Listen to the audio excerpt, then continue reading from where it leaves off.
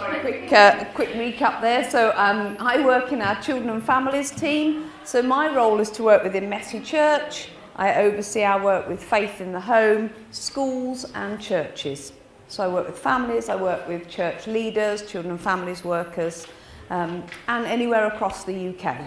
So it's broad and it's varied and I love it. This afternoon we're looking particularly at Faith in the Home. How do we awaken our call? Picking up on the theme, how do we awaken our call to live out faith in daily lives? Just to help me and so that I tailor this in the right way, the first thing I would say is I want this session to be for you.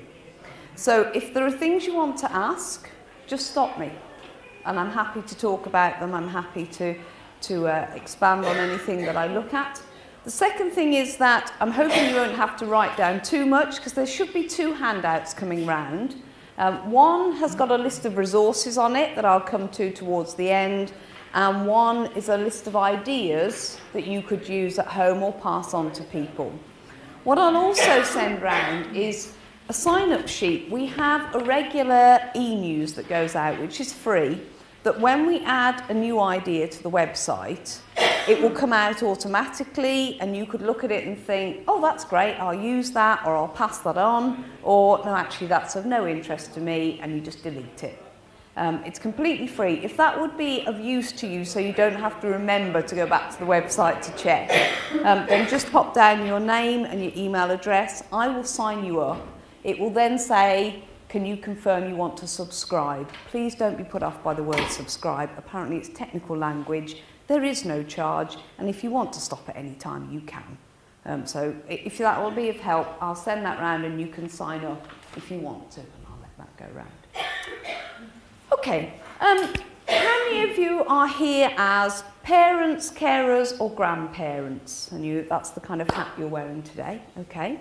How many are here with more of a professional kind of voluntary role in church or in the community? Okay. How many of you are here for a totally different reason? Okay, that was reassuring. How many of you have got a combination of reasons for being here? You're wearing different hats. Okay. What I would say is pick up anything I say and adapt it to your situation or that fits you. So don't feel you've got to do things as I say. All of this I just offer out to you. If some of it's not relevant, put it down. And if others seem, yeah, I could do that in a different way, please feel free to do that. You can always get to me after today through the website, the Faith in Homes website, or through Iona or Norman as well. So you're welcome to contact me. So why did Faith in the Home start? Back in 2009, we ran some research and we asked parents, carers and grandparents some questions, and there were a whole variety. 2 that we asked were, who do you think has the most influence upon the life of a child generally? 244 people said the parent or the carer had the primary responsibility or the primary influence on the life of a child. So then we asked, well, who has the primary responsibility to bring up children in the faith? 249 said that was the role of the parent or the carer. 12 said it was the role of the church. 8 said it was the Sunday school teacher or equivalent, and 4 didn't select. That's a significant responsibility alongside everything else that's involved in parenting. It is said that parenting can be the hardest job you will ever do. And if you've been a parent and you're now a grandparent, you may strongly agree with that, you may disagree with that, but it's an interesting point that it might be the hardest job we ever do. So amongst the physical and the emotional support, we've now got the spiritual support. How does that make you feel? Just have a chat to the person next to you or behind you or around you. How does that make you feel? When you hear those words, it's the primary responsibility of the parent or the carer. Do you think, yep, that's great? Do you think, oh my goodness, where do I start? Or have you tried doing that with my child? Okay, just have a chat to the person next to you. Okay, I'm just going to pull us back. I know that's a short time, but if we can Let's just share some of those. If you're willing to share, just shout out some of the things. How does it make you feel? It's a privilege. Excellent. It's quite overwhelming. Yep. I think it's nice that your child is comfortable to talk to you about it. Yep. Excellent. Your child's comfortable to talk to you about it. Anything else? I think we've got two things in a nutshell there. It's a privilege, but it's quite daunting as well, I think, for a lot of parents. And it's bringing those two together. What we feel quite strongly about is that this doesn't mean the church hasn't got a part to play. It's about church and home working together to make the best of the opportunities that are available. What types of families are we talking about? Well, we're talking about families in its broadest sense, and it doesn't want to come up. Those who are attending church regularly, who have a knowledge of the faith, who know the stories, but they're just not sure how to pass it on. They might come on a Sunday morning, they leave church, and how do we then live out faith in our daily lives? What does that look like? How does it relate to our children? We might have those who are attending church who've got a limited knowledge. Maybe they didn't grow up with an understanding of the Christian faith. So the stories and the concepts and the ideas are new to them. So there's a sense of, how do I start this? Those people exploring faith in later years, or through expressions of church like Messy Church. We get a lot of families now coming along to our Messy Church, and maybe you do here, who this is new to them. This is totally new to the adults. So how do we engage with those families as well? One of the things that we feel is important is to recognise the value of others. So we're not just talking about the family unit that lives under one roof, the biological family, but what about extended family here? There's an African proverb that says it takes a whole village to raise a child. And there's something about it takes a whole church to raise a child. Family being the whole body of Christ. And this is something that we feel we do need to highlight, because sometimes think it's what happens beyond the front door.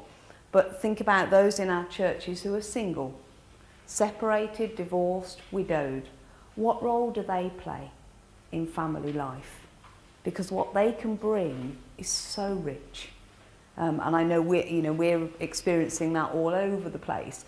But for those parents who are desperate, who do feel daunted by it, to have somebody who can come alongside and give some input is a huge benefit and a reassurance. And those who have been there before, not to tell them how to do it, but sometimes just to listen to them with the struggles that they have.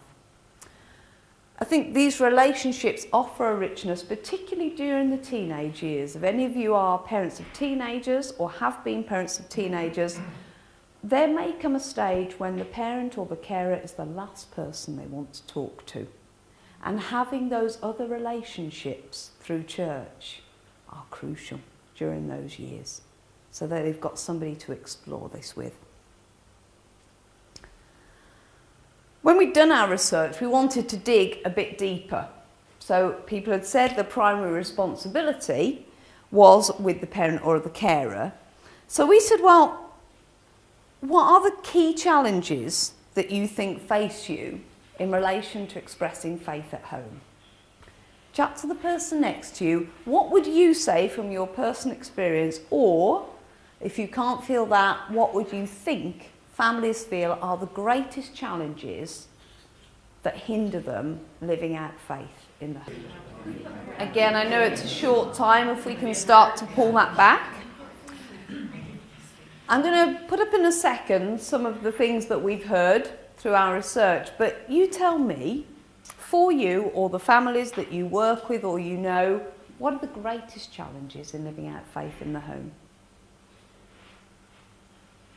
What do you feel? No right or wrong. This is not about whether we... Okay. Okay, I'll share with you some of the things that, again, there's no right and wrong, so if yours doesn't come up in here, it doesn't mean it's wrong at all. The one we hear time and time again is enough time. We simply don't have enough time to do this. Having the family all together, life is so busy. Having ideas to use, children are not interested. I wonder if that's polite. I wonder if sometimes that's adults not interested as well, but we just don't say that. And a sense of failure. I don't know if you can identify with some of those or all of those, but those are the ones that we hear time and time again. When we look at sense of failure, I wanted to hear more on that. So some said, I feel as though I'm just starting my faith, so I just don't know what I'm passing on. Others said, I feel I've failed and I don't want to appear to be hypocritical. And the reasons behind that varied. So for a number of people who are in cities in Birmingham, London, that kind of thing, a lot of them were divorced and they felt they'd failed because they were divorced. Some said they were hypocritical because they made mistakes, and actually what you said earlier, their children see them at their worst. So if they see me at my worst, how can I then turn round and live out faith in homes with them when I'm the grumpy person that walks through the door at the end of a long day?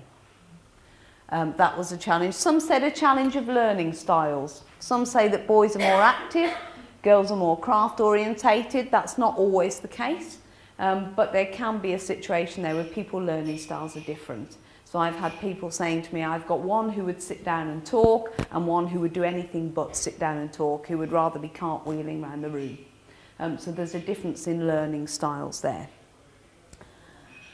One of the key things that I would love people to take away is that parents and carers need to be reassured that this is not saying we need to measure faith at all. A lot can be happening internally that we don't see, that isn't expressed. It doesn't mean you're not getting it right.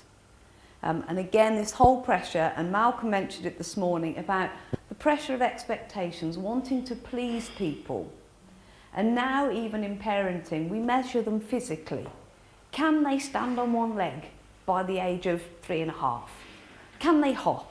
Can they do this at school? We test them from the minute they walk into school now to the minute they leave. So there's always pressure on, are we reaching goals?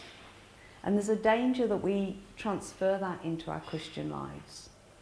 That we assume that they have to be achieving certain things, that they need to be doing the actions to all the action songs, that they need to be expressing a deep faith. It doesn't happen like that for all people. Some children will be happy to share that, others won't. And what's going on can take many more years. Look at us as adults. We're all so different. Our faith journey is so different, and it is for children. So it's not about success or failure. And the other thing I pick up on is your point on teenagers, but also younger. We hear time and time again parents expressing relief that faith is a journey together. It's not about the adults knowing the answer. It's about saying we're all on this journey at different stages. You don't need the previous experience. If you know the stories, it's great. But when they ask the challenging questions, not to feel you've got to answer it, but to say, what do you think? And get into a dialogue. Because sometimes they see things in a very different way, and it can be quite refreshing. Because we as adults sometimes come in with our own agendas and our own baggage that we've picked up in life along the way, whereas children, teenagers, young people don't always have that. They have a very different view, and we can learn so much from one another. So I think that's one of the things I would say reassures parents more than anything. I was at a church recently doing something similar, and a session just like this, and a lady walked in. I could see she was apprehensive. And I just said to her, hi, are you okay? And she said, yeah. And I said, have you been here before? She said, well, actually, no, we've just started coming to the church. She said, I'm a single parent. Those are my 2 children over there. They're 14 and they're 12. I've blown it. I don't even know the stories. We're coming up to Easter. I don't know the Easter story. So I failed already. And when I said to her, this is about a journey of learning together, the look of relief on her face just made it so worthwhile being there. So just to reassure parents that it's not about measuring, it's not about success or failure. The thing we hear time and time again is that faith and church needs to connect with daily life.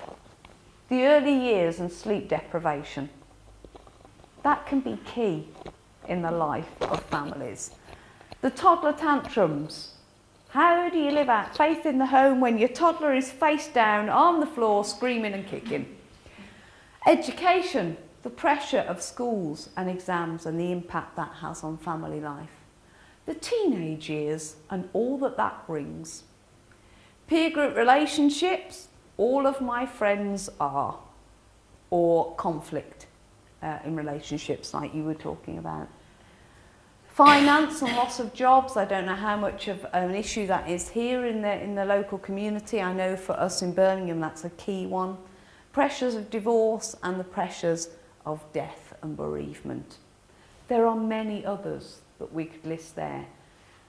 How many of you could connect with some of those as being the key pressure points in life? Yeah. And that's where families are saying that's where we need faith to connect.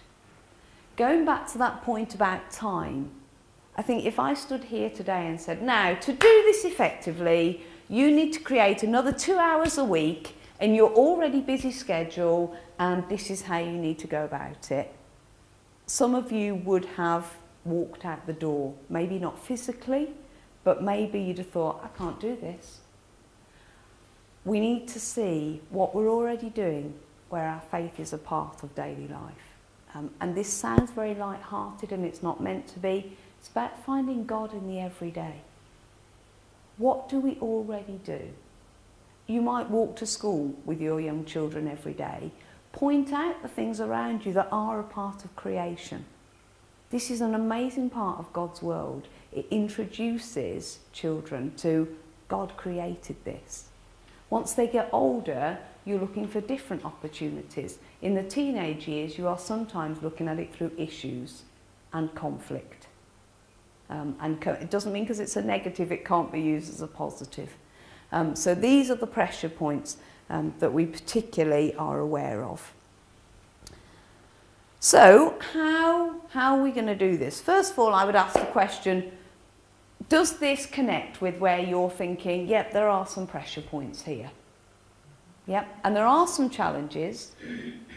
What I hope is that we leave here today with that balance of there are challenges, but there's hope. There are ways that we can do this. Please don't feel you've got to conquer the world by tomorrow. Okay, this is going to be an ongoing journey for parents, carers, grandparents. Finding God in the everyday. How might we do this? These are all now practical suggestions. We're getting on the practical part, which is I've allowed more time for this and for us to get into some discussion and dialogue so that you've got something to take away after today. Keep in touch with a child or a young person's world. What is it that's influencing them? Read their comics and magazines. Watch their TV programmes. Who and what is having an influence on them? Because that's shaping who they are. Now, when they're younger, if you sit down with them and watch Peppa Pig, or whatever it happens to be, you'll see where they're connecting. Who are their heroes or heroines that they're looking for? As they get slightly older, what are they watching? What are they reading in comics and magazines? If you're bored and you're in a supermarket, I can assure you, you can spend quite a long time looking through the magazines and nobody disturbs you. I do it quite frequently. And I'm sure one day somebody might wonder what I'm doing. But it gives you an idea, what are they taking in? Particularly as they get older and the teenage years. Some of the fashion magazines for girls are really quite interesting to read, because if that is what's shaping them as a person, it's worth being aware of it. What are they watching on TV? What are their friends watching on TV? And in some ways this connects with what you were saying about bullying. The whole idea of bullying and violence and the way that some characters on the TV speak to one another. It's worth being aware of. So I would encourage parents, grandparents to just be aware of their life experience, their day-to-day experience. I don't want to make TV to be the bad ogre, really. Soaps and films touch on some important life issues, and they can be a way of starting a conversation because it's slightly less threatening to do that. I'm not particularly a fan of soaps, but they do often touch on some significant life issues. And again, particularly for teenagers, it's easier to talk about a lot of concerns through watching somebody else because it's a bit more detached. And so it's worth being aware of and watching. And we're going to come on to films and the use of films later. Connect with the times and seasons. Connect with times and seasons. And I've put up a couple of examples there.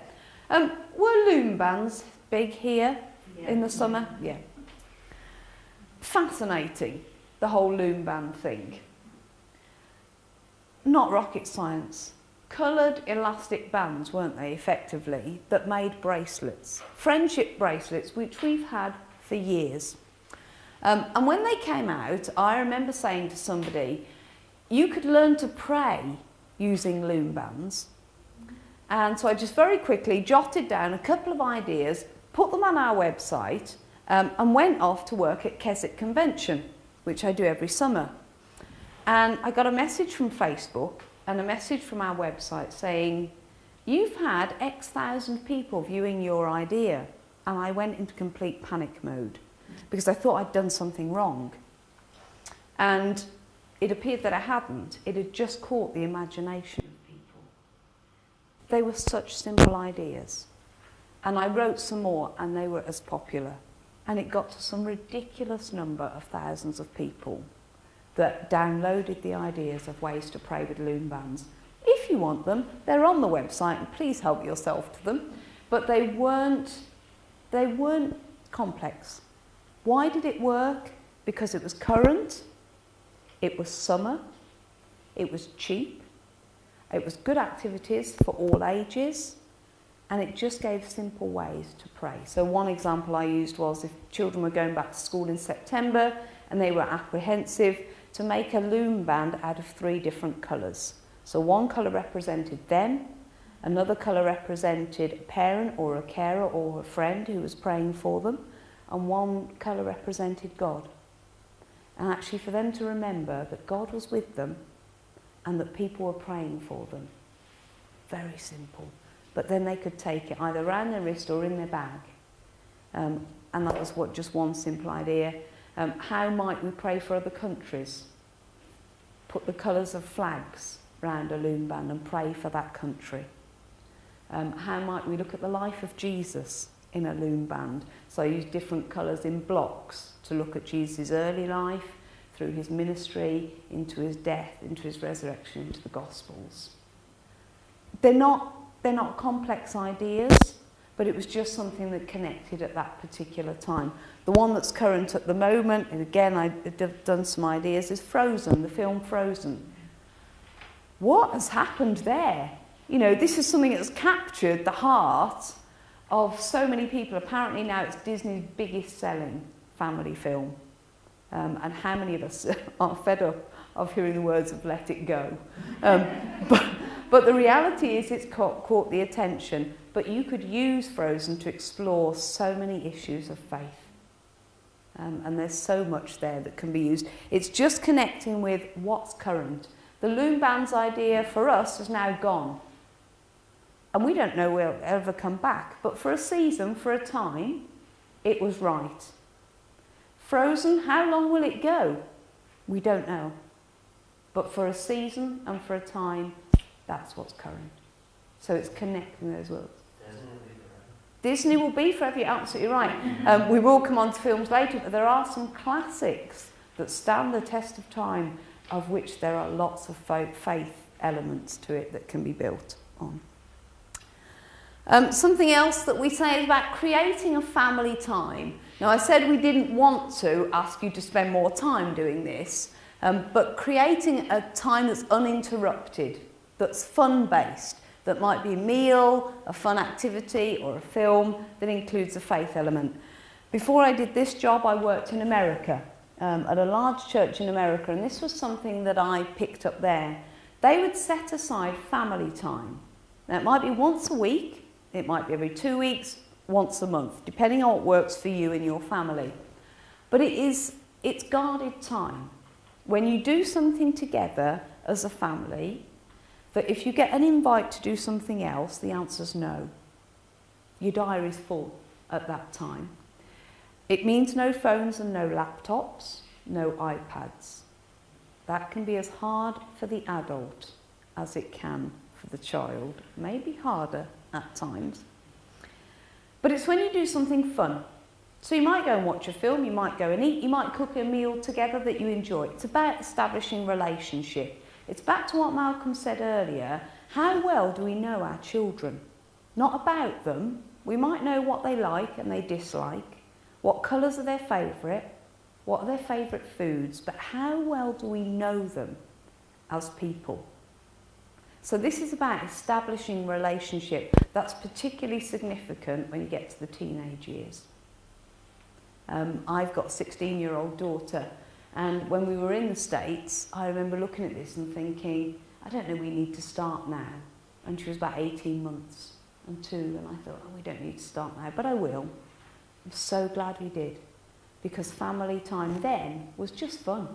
We'd go out and eat together, we'd go to the cinema, and it was just fun. Now, it's when we talk about the tough things. It's when we face some of our issues together. But we've set that in place now. She knows what family time is, and we look forward to it. I don't know that she looks forward to it all times now, because she knows what's coming. But it's also the time when she can challenge me, and she does. And I think that's absolutely right. But that's that openness of relationship. So creating that at a time that's manageable. So it might be you're saying to your busy family, yes, we're busy, but once a fortnight on a Friday night is family film night. And if you're on a limited budget, put a film on, just buy some simple food. It might be, we've got friends who are on a very limited budget who do fish and chips. They don't go and buy them, they just do the oven-baked fish and chips. That's fish and chip and film night. And those children love that because it's time. So it can be as expensive or as reasonable as people want. For those with teenagers, the taxi service. When you think that all you're doing is driving around from one place to another and that there's no relationship to be had, that's often the time to talk about the tough issues and to talk about faith. Teenagers quite often prefer no eye contact because it's easier. If you're in a car and you're both staring forwards, it's actually easier to talk. So that's an important time. And open up the door of conversation. And I wouldn't say this is just for teenagers. At any age, when a child comes to you or a teenager comes to you, it can be the most inconvenient time. It can be the busiest time in the day. You're just about to serve dinner and you get this question that's a bit of a showstopper. And the thing we really want to do is say, not now. Not now, I've got things to do, let's do it later. And actually the moment can have gone. But particularly with teenagers, it can be at a time when they want to talk. Something has happened within them and it's just connected and they need to talk about it then. And I've often said, if you're driving home and you're getting towards home and then this conversation starts, don't carry on to home. However much you don't like McDonald's or whatever else, it's worth taking a detour. Because if you then pursue that conversation in a place where they're happy and comfortable, and that might be McDonald's, then they're more likely to open up and to talk. So try and pick up the moment. It might be late at night when you want to say, you know what, I'm so tired, I want to go to sleep, we'll talk about it tomorrow morning. Teenagers have moved on overnight, and so the moment is lost. So where you can, I would encourage, pick up those conversations, allow those questions to shape you, but it will often come out of the tough times and the question there. Where does the Bible give us insight into daily issues? This is something we hear time and time again. How do we connect this to Scripture? How does what we're going through now, How can it be supported by the Bible? The key one is relationships. We hear that time and time again. If you look at that relationship, David, Saul, Jonathan, what do we pick up from there? The conflict that's there, Joseph and his brothers. If you've got sibling rivalry going on in your house, what can we learn? There's a lot that we can draw on. And Psalms, kind of those questions where you've got children asking questions and you don't know the answer. Why is this happening? It's not fair. You know, we hear that a lot. It's not fair. When we look back into Scripture, there were lots of things there that had issues. We could look at those stories together as a family, and then to look at how it applies to our lives. I'm just going to pause there for a minute. Any comments or questions on anything I've covered? Or I've tried that, doesn't work, or how would you do this? Yeah, I think it's picking up on that as it happens kind of thing. And I think that's important, the number of times that I've tried to initiate a conversation and it's fallen dead. But you have to wait for them to come to you, and that can be so frustrating at times because you can see that it's there and it's bubbling up, but it's waiting for that opportunity and picking up with it. The other thing I would say is with children and teenagers is within your relationship, it's important to have a level of respect. So I would support parents saying to teenagers, what do you think about? And it might not be faith-based, so if you've got a computer problem, ask a teenager to fix it. If you need a recommendation for a phone, ask a teenager to fix it. Because then they'll understand that you respect their opinion, that there are things that they have the knowledge on that we don't. But it's about that relationship building so that they know that it is based on respect. And one of the things we have in our house is something I picked up again in the States is I will say yes to something as often as I can. But when I have to say no, you have to respect it. And that's hard. Pick your arguments. Somebody said that to me. Yeah. Somebody said that to me when my daughter was younger. Pick your arguments. And I didn't get it at the time. Oh, I get it now. I really get it now. It's absolutely right. It is. What's right to pick up on what isn't. But that comes back to that mutual respect. And there are times when I say, I know you won't like this, but I'm sorry, the answer's no. And it's about having that respect. Now, even though we've said from a very early age, I will say yes or I can, doesn't mean there isn't a kicking against it and an objection, but it's trying to establish that respect, I think, is important. I think another thing is technology. Mm-hmm. Yeah. And again, I'm probably at a stage where I'm allowed, it's like the phone and the iPad in bedroom. Yeah. And you get to the age of 9 or 15, 18, and getting that out of the bedroom Yeah. is really, really difficult. Yeah. Where I probably should establish that's a no, that doesn't happen from an earlier age. Mm. Because then there's the kickback, a massive kickback on what I've always had. I was actually going to ask that exact question because we had an issue where my husband and I don't completely agree on that. I think we shouldn't be in bed at all, and he wouldn't agree. And I just wondered if anybody had any good advice. I switched off my Wi-Fi Yeah. at a certain time. Yeah. So you can filter out their MAC addresses and put them. I'm not telling you.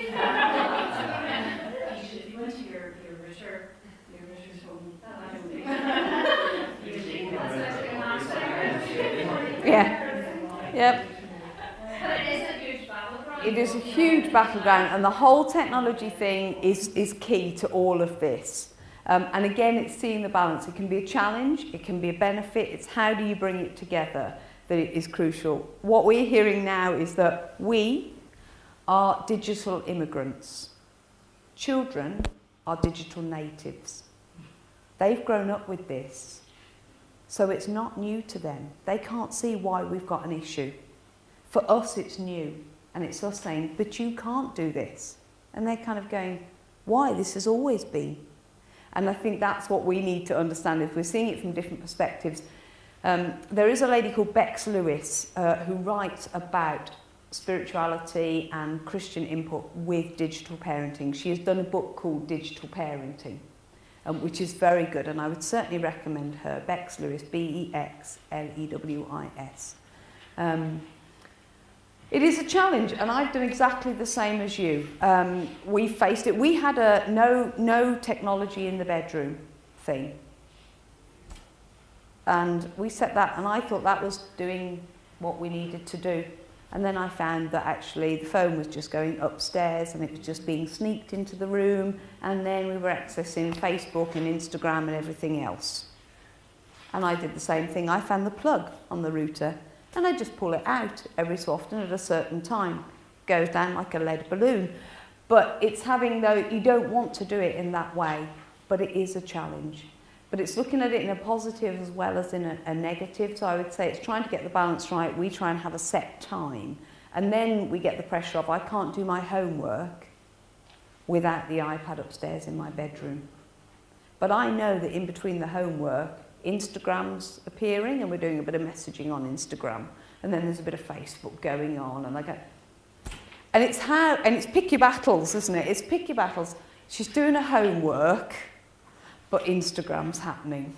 And it's where do you get the balance? And it is a very difficult one, and it's up for every person to choose what's right for them as well, because one size won't fit all. So it is getting the balance right. Any other challenges? Not necessarily on that, but generally? No? Okay. A few more practical ideas now. The film one I've mentioned is quite popular. So this is something where we've said, watch a film, grab some popcorn or your favourite chocolate. Food is a good one for kind of getting people together. And these are some of the films that you might want to watch that explore faith. So with younger children, the ones that are popular are Up, and I've listed there the issues it touches on: relationships, age, commitment, sacrifice, dreams. Underneath where you've got the web link, and this is on your handout, that's where it will give you discussion starters or questions that you could look at as a family, so you don't have to think of them yourself. Ice Age 1 and 2, they're very good. Monsters University, dare I say it, Frozen, and The Prince of Egypt. But Frozen, I have to say, I mean, I do like the film, I have to be honest. It does pick up on a lot of relationship issues and the whole idea of what love really is. So that's something that I would say for parents of younger children, those are some of the films that I would recommend. For older children, the Narnia films and Sacrifice and Easter. There had been some criticism a while ago about the fact that it was quite explicit and that actually the death of Aslan was quite frightening for some children. But then we heard other parents saying, but do you know what else they're watching? In comparison, Narnia is nothing compared to what they're watching. So we do need to have that in our mind as well. And actually the way that it's done and the story behind it is really sound, whereas a lot of the other films they're watching are perhaps not as sound. So those ones you'd look at. Skyfall, this is more your older children. The Matrix and The Matrix Reloaded, my youth worker friends seem to use this as their default. So they're worth seeing. The Hunger Games, have any of you come across The Hunger Games? Yeah, okay. I've put there may need to be watched first because there is a difference in opinion on this. It's in some ways is quite dark and quite sinister, and in other ways opens up sacrifice and the meaning of Easter. I would strongly suggest that you look at it first. We had a battle in our house because my daughter wanted to see the film, she wanted to read the books. And I said no, because I didn't think it was appropriate. And we said no to the film. She read the books because actually it's less frightening if you read it and you can put a book down. If you're in the cinema, it's different. And so she read the books and eventually she saw the films much later than her friends did, but at a time when I felt she could manage it. I would say it's up to parental guidance there as to what you would like to do. Picking up on that point, One of the questions I come across the most frequently is, my son, my daughter wants to watch X, Y or Z, or wants to buy X game, what do you think?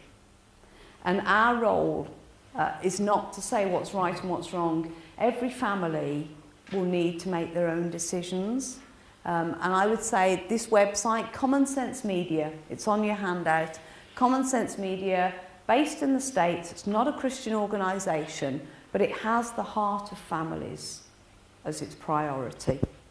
And it looks at films, books, DVDs that have just come out, computer games, and does a testing on them and says what age group they think they're suitable for, the things that are issues there, and who they would recommend it to. And then parents, grandparents can make a judgment on whether they think that's right or wrong. I'm just going to pause there now because I'm aware that time is running out, and I wanted to leave time for us to get into some discussion on some of the ideas and other things that you've got concerns about. What are some of the other issues that you face that we could help with, that I could help with, or we can share here? One parent's a Christian and the other is not. Okay, yep, that's a key issue. If you've got a parent who's Christian and one that's not, it's got to be done sensitively. Because their parenting is the kind of mutual bringing together. So that does need to be something that's done. In many ways, the films offer a very good doorway into discussing things, because a lot of the questions could be morals and values and that kind of thing, and that opens up then the whole faith element. Because we find quite often that people who haven't got a specific faith or are not expressing a faith still want the best for their children. They still want the morals and values to be there.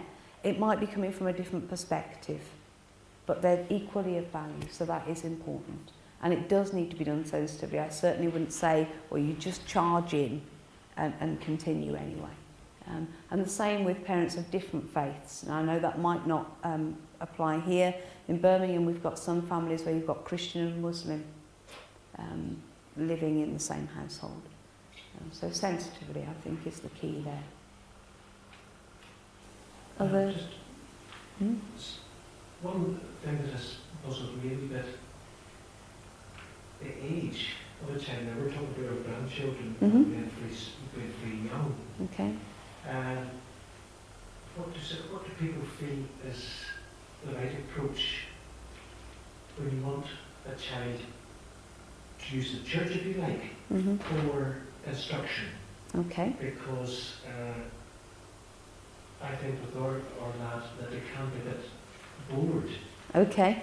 And when we took him into Sunday school, when I went to people in the door, he was doing the headstands and so on, and maybe disturbing the other children. Okay. So I don't know what the right approach is, because I feel, as perhaps part of our tradition, as part of our culture, that young children go out to church from a very young age, and I see on a Sunday here their children coming in from the age of 0, basically.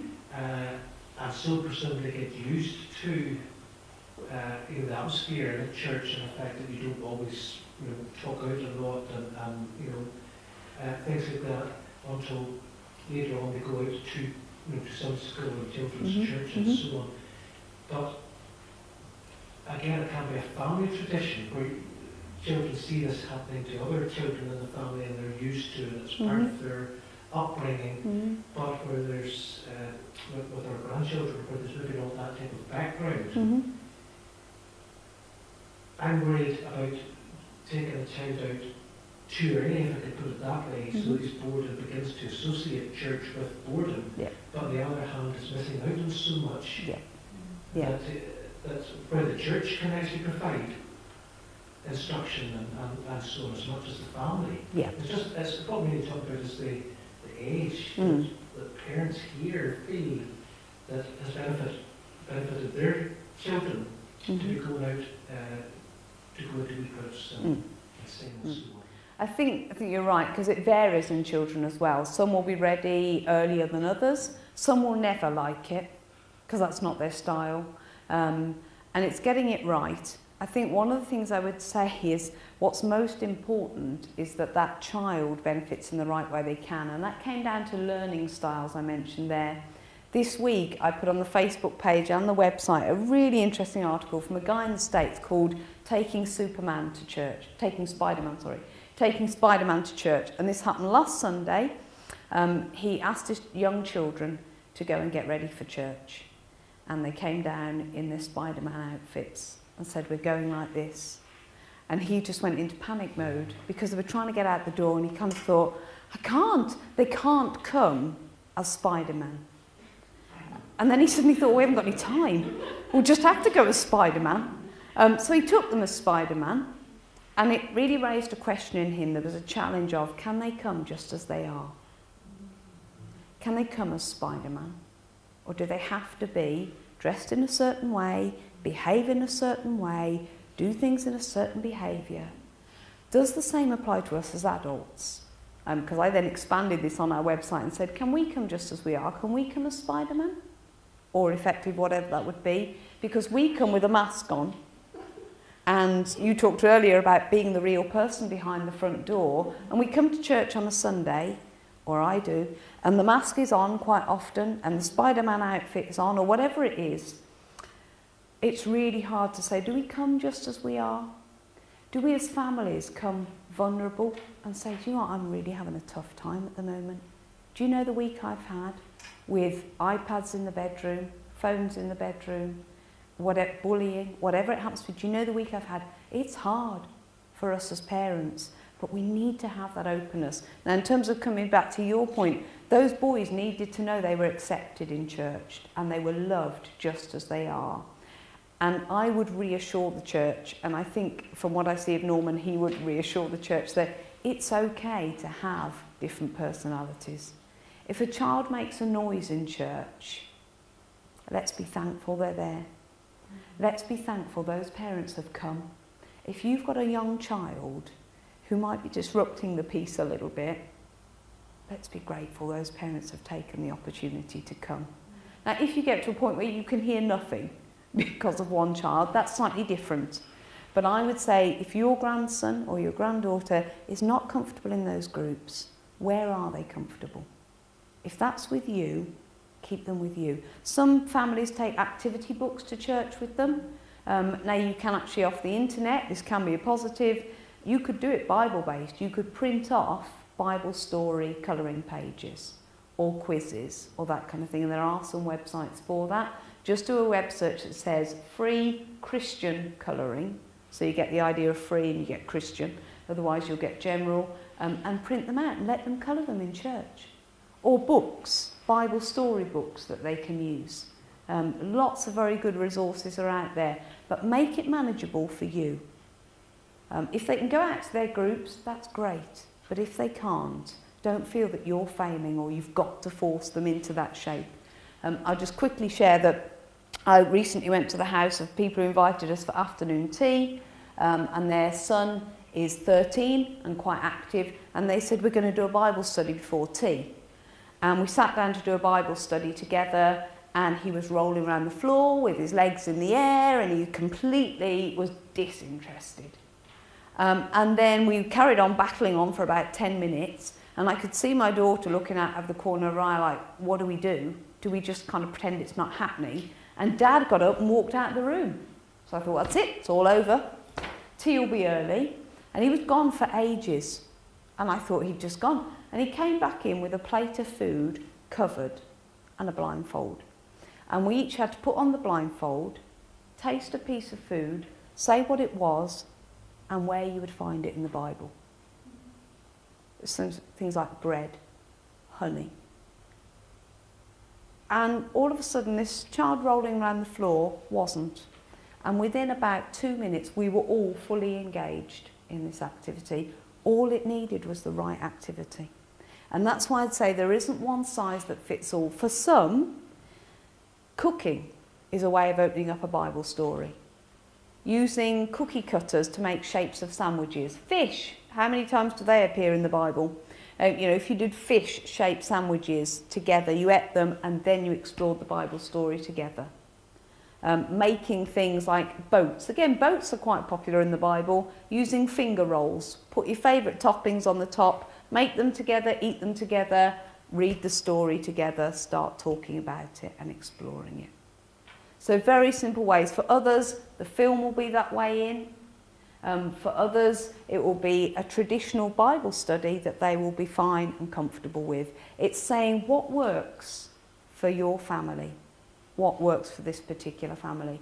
There won't be one size that fits all. And the other thing I would say is be flexible, because phases and times will change. So what works one year might not work the next year. So it's just finding what works for you at that time and be open to change. I think is a key thing. I heard of earlier days what they did was on a Monday night after tea, they read the Bible. Yep. And we actually brought a little Bible, and then we would say, we prayer points, Mm-hmm. which was lovely to hear them say, and we'll pray for such and such. Yeah. Hearing them pray. Yeah. Thank you, God. It's just giving them that. Now, not everybody be at that stage, it's getting it right. This is not a sales pitch at all, because I intentionally haven't brought copies with me. Out on the bookstand I've left a copy of what's called the Family Bible. And myself and my colleague wrote that because of these reasons, because people are saying we don't know the stories and we don't know how to do this. So we've taken a whole number of Bible stories, given the text, written a commentary, what does it actually mean, and then different ways to explore it. So a visual activity, a prayer activity, a craft activity, questions that you could talk about together and link to an Old Testament or a New Testament story that works alongside it. And the reason we did that was because families were looking for that. They didn't have the time, and a lot of them didn't have the experience to do it. And at the back of that, we did a whole section on helping support parents. So how do you make effective use of time? What do you do when children ask difficult questions? How do you support children in their faith when they're going through tough times at school? And those were all things that families had said, this is what we want to look at, but we haven't got the time or we don't know the answers. Neither of us really wanted to have another book that we wanted to sell, because that's not where we come from. But it's been so popular because that's what people wanted. And if people need that putting in their hand, we are more than happy to give it. And I would say anything you see on the website or on the Facebook page, just print it and use it. We don't track any emails. I won't ask you for any money, because what we want to do is support families more than anything else that we do. So find those ways. If other people are doing it, what can we learn from others? I'm aware of times I just want to draw together, but I think the key things I'd say is be flexible. One size fits all. One size doesn't fit all, sorry. This is not about success and failure. This is about journeying together. Don't feel you've got to know all the answers. Pick it up and adapt it to your situation. What works for you, then feel free to do it. And let's come as Spider-Men. Let's just be honest with one another. This is who we are. Let's come just as we are. I hope that's been of some use. It's a bit of a whistle-stop tour. If you've got any questions, the website is there. You can always get to me through there, or just go straight onto the website and you'll get a contact Jane. But I'm more than happy to help in any way that I can. If you're looking for ideas and resources, drop me an email. If we don't do it and I know somebody that does, I will happily point you in their direction. I wonder if I might pray before we finish, if that's okay. Father God, I want to thank you for this time together. I want to thank you for all of us here who are parents, carers, grandparents, working with children and families. Lord, it is a privilege, but it can be quite daunting. We just want to thank you for the privilege that it is, and ask that you would help us to support one another and to know where we can turn to get that support for ourselves in this valuable role that you've called us to. Amen. I hope it's been of help, and I hope you've got some space now to process.